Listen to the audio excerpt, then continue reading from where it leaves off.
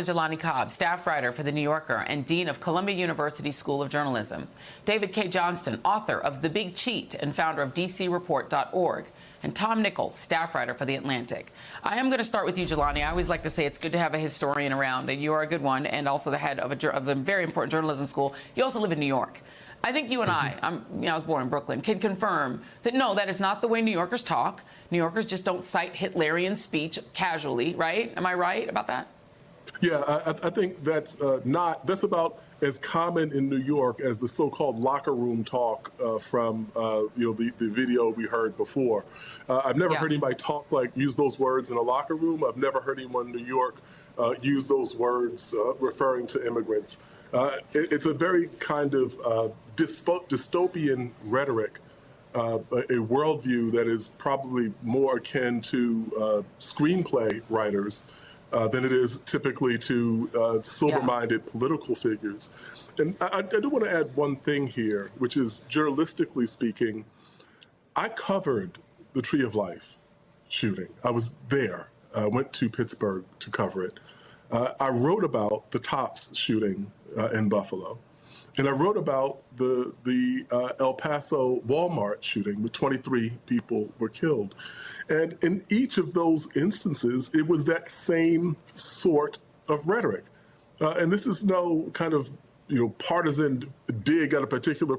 Anyone who looks at the kind of weaponized rhetoric that we saw in those manifestos would see that that there's a very clear parallel between that kind of language and those kinds of actions. And just to stay with you for just one moment, because the history of journalism in this country, including the New York Times and others, I have the big screenshots of it, is that in the 1930s, when Hitler himself was making these kinds of claims and saying these things and praising Henry Ford, who Donald Trump has also repeatedly praised for having great bloodlines. He's praised him, and Hitler praised Henry Ford, and Trump has as well. The media largely ignored it and brushed it off as light talk, not important, not dispositive of anything. No, and that was a mistake, was it not? Oh, yeah, we have a very long tradition of rounding the absurd down into normalcy or near normalcy, or euphemizing, the most dangerous things that we see in front of us, because we are not, we're congenitally opposed to sensationalism, at least the serious media is. But what that often does is leave you ill-equipped to report on things that are in their own right alarming and sensational. And so that's the kind of thing where we've seen, I think we've gone through racially charged and all the other various euphemisms that we've heard along those lines. But that is absolutely true, and it remains a kind of danger as we think about how we're going to cover the events leading into next year's election. Yeah. And Tom Nichols, it also is dangerous because there is an unwillingness to see the parallels. Viktor Orban, people like Vladimir Putin, we now have Milei in Argentina.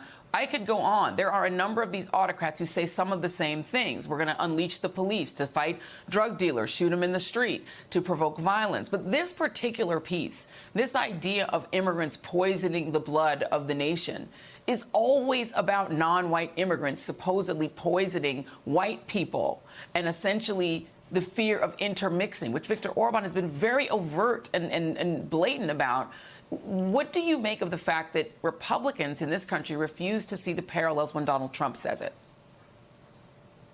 They don't refuse to see the parallels. They refuse to admit the parallels.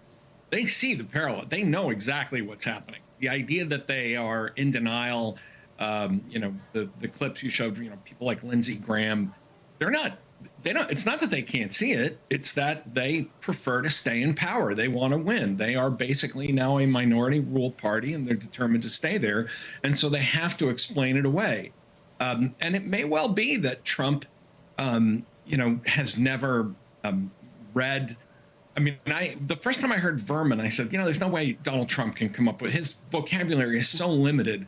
But that's even scarier, because it says that the people around him are not just enabling him. We keep using those terms. They are actively arming him with words like this. They are actively working on these plans. It's not like he's saying things and they're saying, well, boy, we're really, I'm sorry the boss wants to go in that direction, but I guess I'll have to write that speech now.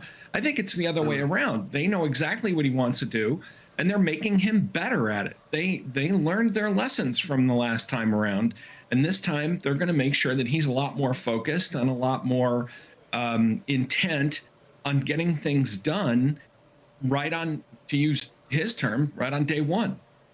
Well, let's talk that. Let's talk Trump, David K. Johnson. You've known this man for 25 some odd years and covered him.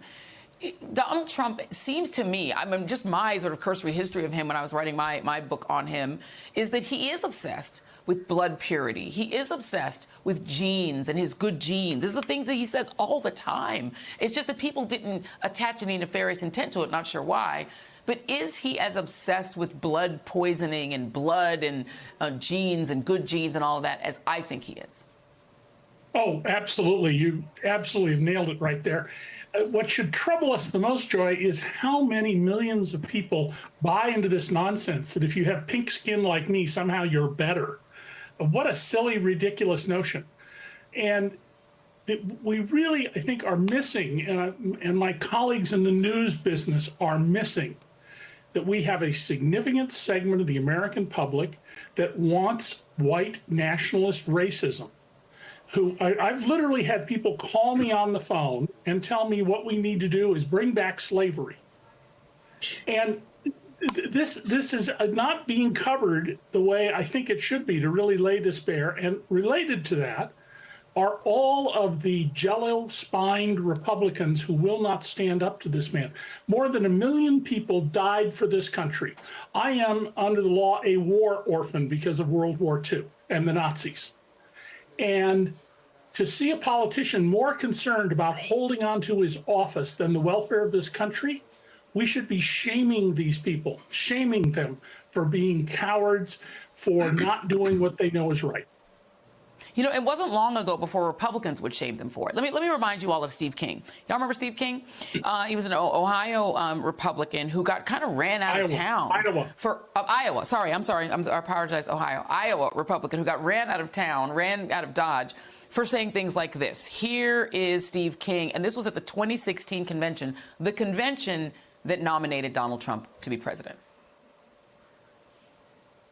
This whole white people business, though, does get a little tired, Charlie. I mean, I'd ask you to go back through history and figure out where are these contributions that have been made by these other categories of people that you're talking about. Where did any other subgroup of people contribute more to civilization? Than white people? Than Western civilization itself, that's rooted in Western Europe, Eastern Europe, and the United States of America, and every place where the footprint of Christianity. Tom, he also asked, when did this phrase white nationalism get such a bad rap? He's now campaigning with Vivek Ramaswamy. Quite ironic, but he is. Yeah, you know, gosh, a couple of civil wars and a couple of world wars and few genocides, and suddenly racial superiority gets a bad reputation. Imagine.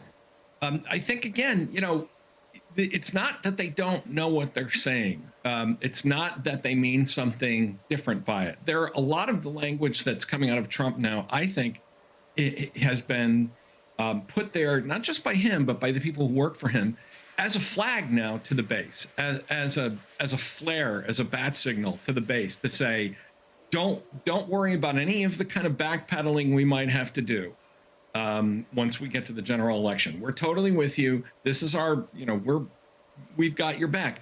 And I think the particularly tragic part of this, you know, as David pointed out, that millions of people are buying into this, but for Republicans to keep on this, harping on this ridiculous notion of, well, you know, it's just the way he talks. Tim Burchett, you know, what's how the New York talk business. You could probably make that argument in 2015, 2016, as people did. He's just acting. It'll be different when he's in office. Even by 2018, 2019, he won't try and stay in office. He would never support a coup. Here we are in 2023. How many times does Donald Trump have to simply say it out loud before, you know, people, yeah. And I think David's point about the media is especially well taken, where people say, you know, he's not joking. He's not kidding around. This is exactly what he wants. And it's also exactly what millions of his voters want. David K. Johnson, I mean, people didn't believe it when Yeah, and well, David, people dismissed it when his dad got arrested at a Klan rally. So. Yes, and even though we have solid evidence beyond any doubt of that published at the time, we really need to focus on people who don't know the stories, which is not people watching the show, but people they know. Because I think many people close themselves out. They watch news organizations or don't watch at all, where they're not hearing what's going on here. And the baseline should be, it is never appropriate for any candidate who's president of the United States to propose that we lock people up without trial, that we shoot people if we want to, as in the Fifth Avenue statement. We do other things that are against our Constitution. And as Trump said, suspend our Constitution. We really need to work on making that totally socially unacceptable. And then why is the media not doing that, Jelani? Because I don't see every single Republican walking out of the United States Senate and House building being asked, do you support the idea that immigrants are poisoning the blood of the country? Every Republican ought to be asked that, not just when they're on Meet the Press. What is the media? Why does the media still seem so timid to just confront this? A lot of the media so timid to confront it. Sure. I mean, I think there's variations in different forms of the media and different kinds, but overall, we've presumed a couple of things. One is that the normalcy, the normalization thing that I talked about previously, we've also presumed a certain degree of infallibility of American democracy or impregnability of American democracy. And so the alarms, and I've had these conversations publicly and privately and with various people in leadership of American media, the alarms don't ring as loudly in the ears of our media establishment as they should. And so, another thing that I think is important is that we should look at not how alarmed our media is, but how alarmed the media in countries that actually have experience with authoritarians is. Because they understand exactly where this rhetoric can go, what the implications of it are. And, when I talk with, my colleague Maria Ressa, the Nobel laureate, from the Philippines, and she's extremely alarmed about these things because she sees the parallels. And there are media people around the world who understand this. Absolutely. It can happen. It can happen here, too, everyone. Jelani Cobb, David K. Johnston, Tom Nichols, thank you very much.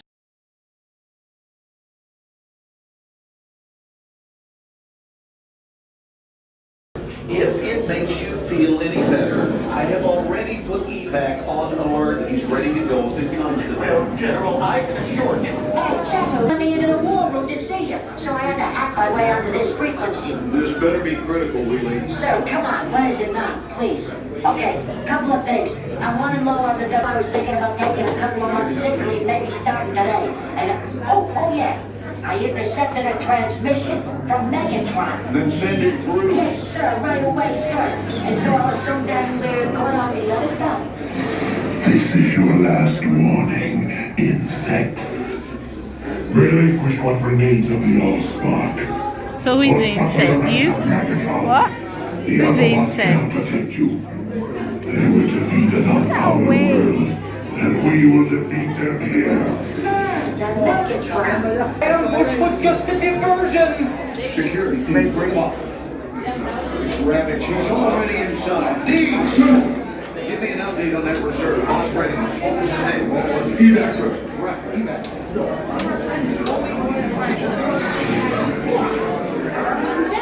She's right in front.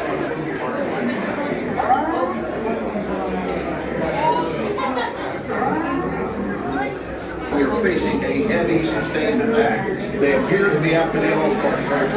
General,